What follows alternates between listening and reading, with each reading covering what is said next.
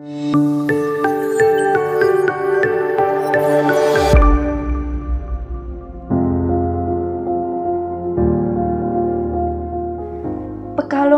merupakan salah satu kota penghasil batik terbesar di Indonesia.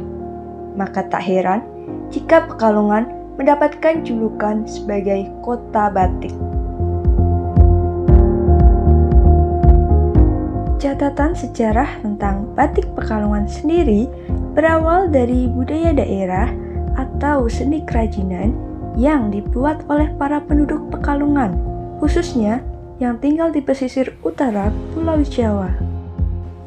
Faktanya, ragam motif batik Pekalongan tidak berasal dari satu tempat saja, namun lebih berasal dari beberapa daerah yang ada di Pekalongan.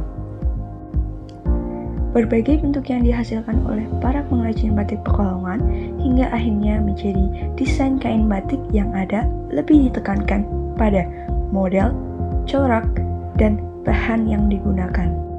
Berbagai bahan utama yang digunakan setiap tahun kualitasnya semakin bagus, dikombinasikan juga dengan warna yang selaras hingga menjadi baju batik lebih elegan dan anggun. Sedangkan untuk sejarah batik Pekalongan sendiri tidak tercatat dengan resmi kapan mulai dikenal di daerah asalnya, yakni Pekalongan. Namun, banyak pendapat yang memperkirakan batik telah ada di kota Pekalongan sekitar tahun 1800. Hal ini diperkuat lagi dengan catatan dari Disperindak berupa pola batik itu ada yang dibuat pada tahun 1802 layaknya motif pohon kecil berupa bahan baju.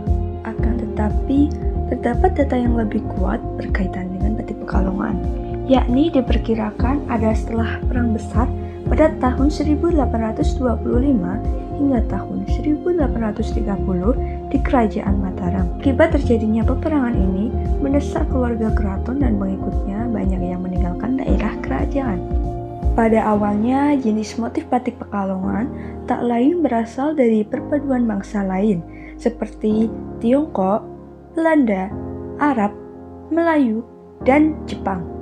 Dari sinilah kemudian melahirkan dinamika perbatikan yang ada di Pekalongan.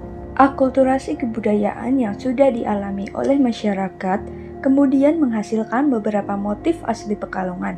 Bahkan, perkembangan kerajinan seni batik cetak tutup celup dengan menggunakan malam di atas kain yang disebut batik. Motif asli Pekalongan yang terkenal hingga saat ini adalah silamperang, leong, semen, tujuh rupa, terang bulan, dan sawat. Sebagai kota penghasil batik, tentunya di kota Pekalongan terdapat banyak limbah batik. Salah satunya limbah kain pecah batik.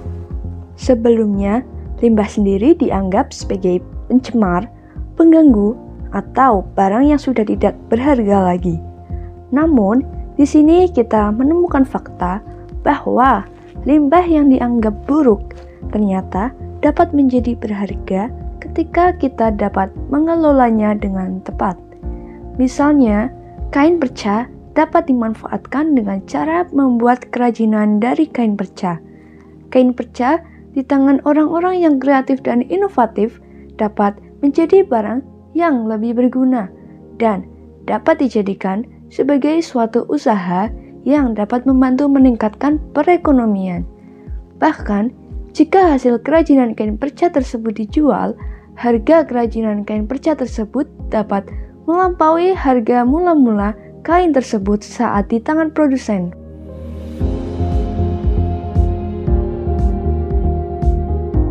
Yuk ikuti perjalanan kami menuju suatu tempat pengelolaan limbah. Terima kasih, nama saya adalah Hamid Ridwan. Saya owner dari Aircraft, Handicraft Natural, mengolah limbah menjadi jutaan rupiah.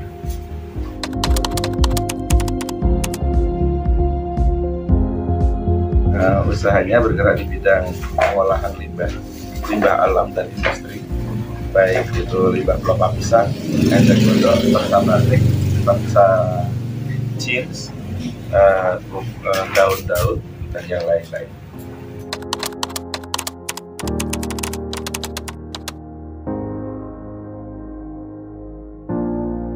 Motivasinya dari kecil saya ingin sekali menjadi pengusaha, tapi karena terhalang dari biasanya orang pengusaha itu kan memiliki modal, tapi dari keluarga yang tidak memiliki modal, maka saya mencoba mengolah limbah-limbah yang ada di sekitar saya untuk kita jadikan kerajinan yang bernilai ekonomis tinggi.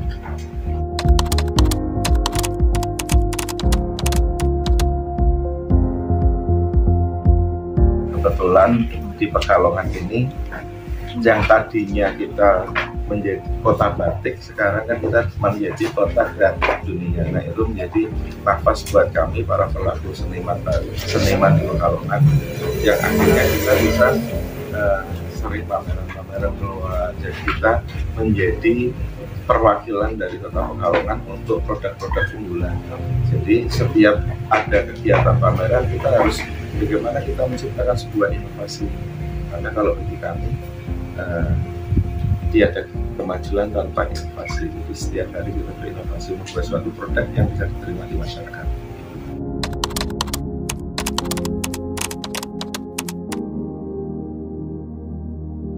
Jadi biasanya dari pemerintah kota itu ada semacam lomba TTG, teknologi tepat guna, atau Krenova, kreasi dan inovasi. Biasanya setiap tahun itu diadakan. Nah, nanti kita mengikuti lomba apa sih yang menjadi kebutuhan warga Pekalongan. Seperti saya yang sudah membuat ini, Pekalongan sendiri notabene adalah kota batik. Kota batik tentunya banyak sekali bahan-bahan sampah batik seperti ini yang tidak bisa digunakan. Nah, akhirnya kita mencoba olah menjadi sebuah kerajinan. Nah, bisa juga ada yang dari batik yang sudah jadi, kan mereka butuh kemasan untuk dijual. Karena kemasan ini akan menambah nilai jual dari batik tersebut.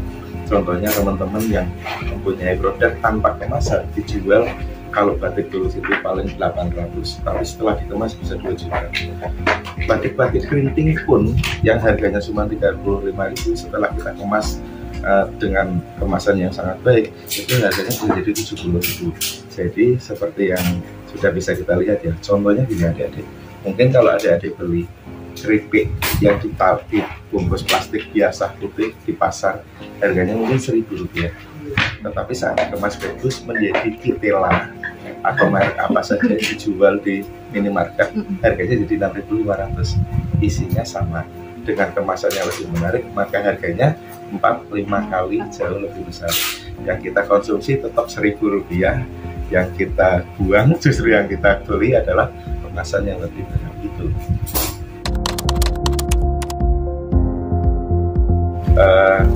Kita perlu menuju ke proses pembuatan sandal dulu. Sebelum pembuatan sandal, saya kenalkan dulu untuk bahan-bahannya ya.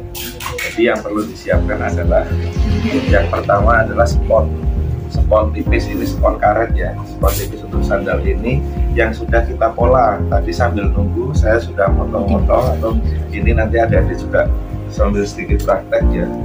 Nanti spon ini kita potong sesuai pola. Di sini saya cuma mengambil 3 sampel sandal. Yang pertama slop, yang kedua silang, yang ketiga jepit. Nah, ini juga sudah ada. Yang kedua adalah spon tebal, ini untuk bawahan. Ini spon tebal, ini tebalnya 1 cm. Ya, nanti setelah diproses membuat bentuk sandal, nanti akan kita tempelkan di sini. Terus kain perca ya, kain perca yang sudah kita siapkan ada 4 motif atau 3 motif, 4 motif. Nanti beda-beda. Dan ada cetakan sandal. Cetakan sandal ini supaya nanti dipakai itu nyaman, karena sesuai ukuran dari masing-masing ukurannya. Terus ada lem pertama adalah lem latex. Lem latex itu merekatkan untuk kain sama spon ya. Nanti terakhirnya ada lem kuning, lem ribbon seperti ini. Ini untuk merekatkan antara spon ini sama spon yang tebal. Kuat sekali, memang medianya untuk lem sama sepatu. Nah, terus apa lagi ya? Selang ini fungsinya untuk menyambungkan sipit nanti yang dimasukkan ke dalam. Itu untuk bahan-bahan pembuatan sandal.